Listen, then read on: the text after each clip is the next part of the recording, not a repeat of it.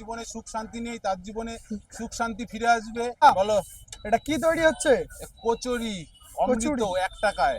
অমৃত?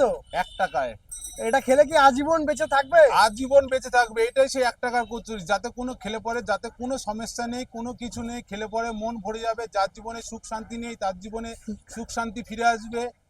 আর chemical মেশাচ্ছ? কিচ্ছু মিশাবো কেন?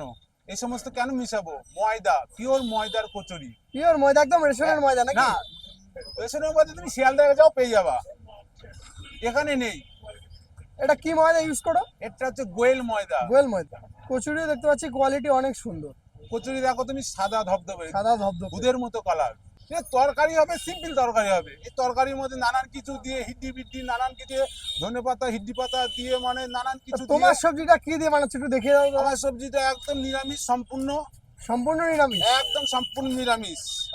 এই যে আলু কাবলি তরকারি থাকবে, দেখো স্যালাড থাকবে, সস থাকবে, একটা খুব ভিটামিন মশলা থাকবে, বাহ।